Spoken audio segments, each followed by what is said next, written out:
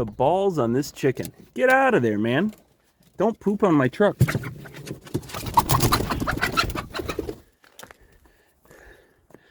Free range doesn't mean the inside of my nice truck. Well, Bob got his friend back. He seems pretty happy. She never had puppies, I don't know. So I decided to put her back to work.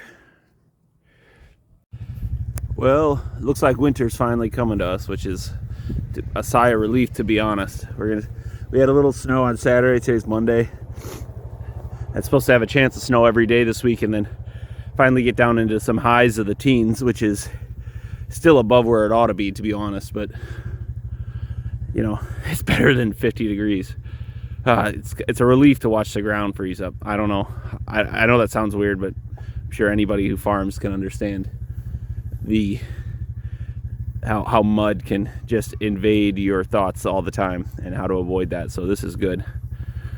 It's kind of peaceful again being out with the snow. Isn't that something? Well, this is an interesting dilemma I find myself in. I've never seen a cow actually shiver before. See how she's shivering right here? We gave her some feed and some warmer water, and we're just bringing her into my garage. When I went to my no barn strategy, I didn't take into account the delicacy of these dairy cows. And it reminded me of some of the trouble that I know I saw George Heller go through last year with his daughter's dairy cow. Well, this is Ann's dairy cow, and I went out there and she was trying to get a drink to water, and she was just shivering her face off. She's about to knock over her bucket too. Hang on. So I got her a bucket of warm water and some feed, put down some old straw we had, and we're just going to try to keep her inside as the storm rages. It's kind of crazy. I don't want Ann's dairy cow to die, so we're going to bring her in my garage with my new pickup truck. New to me anyway. I suppose this is a good time to talk about it. Henry and I, well, Doug and I went out and got this, and Henry and I are in the middle of fixing it up. It's an International Harvester 1973 half-ton with four-wheel drive, 2 fuel tanks, which I like, and manual lockouts. We're going to put this together and kind of work on it over the course of the year. I already got it up and running. It was a non-runner. The windows were both stuck down on the passenger and driver side. So I got some of that fixed. It's got a 392 cubic inch motor in it with a Holley carb on it. It actually has power steering, which is fancy. And we're almost there. Pretty much what we got to work on is brakes and these very, very old bias ply tires. Anyway, back to the cow. This is what I needed. I'm trying to get some hot water in her to warm up her internal body temp, and we'll bring her some more hay so that she can just get her rumen going and keep her warm. This is the other guy that's having some trouble. This is our Buster, our steer, and he's acting kind of lethargic, so I covered him in hay. He kind of doesn't want to get up. Sheppy, leave him alone. Leave him alone. So just in an effort to get him warm, because he's not halter broke like that dairy calf. Bobby, leave him alone. Get.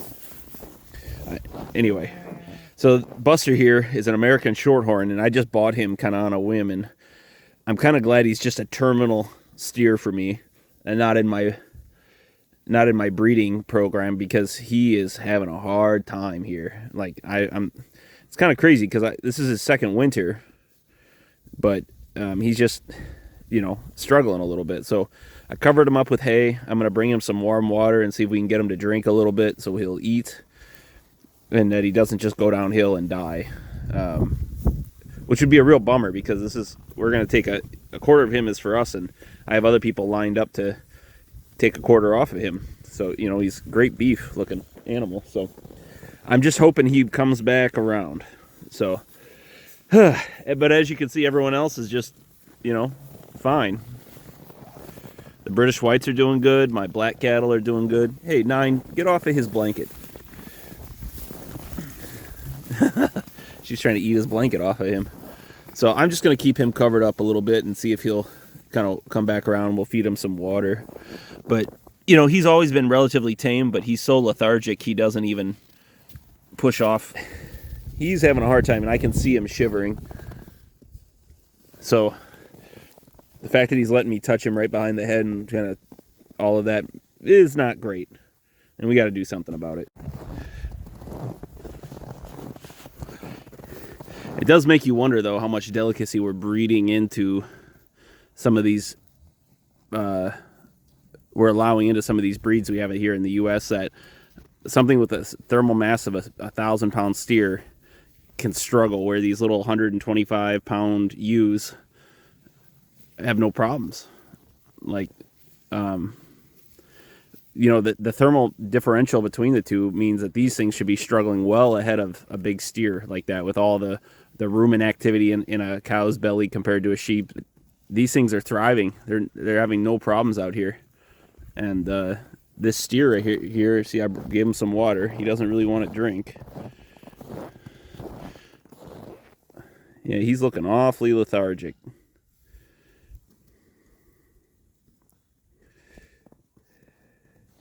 I see. This is some hot water, bud. Can you get it?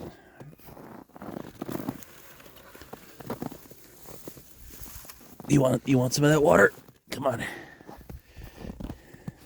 Well, I'm hoping he makes it. We got about a week of cold weather, and it kind of boggles the mind, because last winter he would have been a calf, and last winter was much harder. I guess he would have been on his mom at that point, so maybe the milk and the body heat from the mother helped him. But more and more, I'm just glad he's a terminal food animal and nothing that's in my breeding line at all. Good boy. Come on, up. Well, it's currently minus 12 out again today, and all of our eggs from last night froze, but they're not going to waste. The guard dogs are getting them, and we've been cooking up organ meat every day from different slaughters that we've done. We save all our organ meats that we don't eat, and we grind them up and give them to the dogs so they have plenty of energy on top of their kibble to deal with these cold temperatures.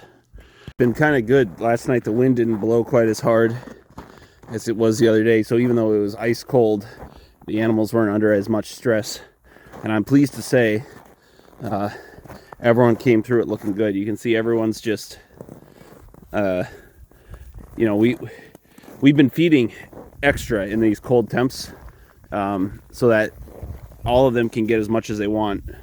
And the current battle is keeping the water unfrozen so the animals can take advantage of the extra feed. You know, without access to water, they can't eat as much hay as they otherwise could.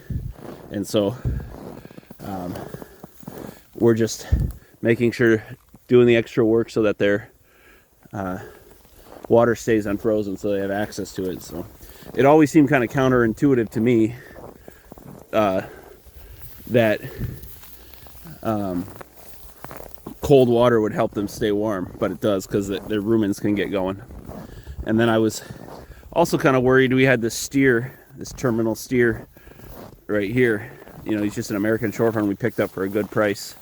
And yesterday he couldn't hardly get up, and we had him kind of covered in hay to keep him warm. And today he's up and eating and drinking, and he's just looking a lot more alert and a lot more active, and actually standing up and eating. So this is really good.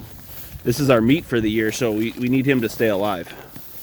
I think this is not colder than last year, temp-wise, but the suddenness of the change really put some stress on some of these cattle, particularly, kind of exposing some of the weakness, and really confirming my choice to go with the breeding stock that we did, because Ann's dairy calf is showing its weaknesses, as well as this American Shorthorn is showing its weakness, whereas all these Red Angus, these British Whites, and even my old black mutts here are just cruising right through it, as well as the sheep. So it's just something to say out loud and bear in mind as I continue to make breeding choices into the future for this growing cattle herd.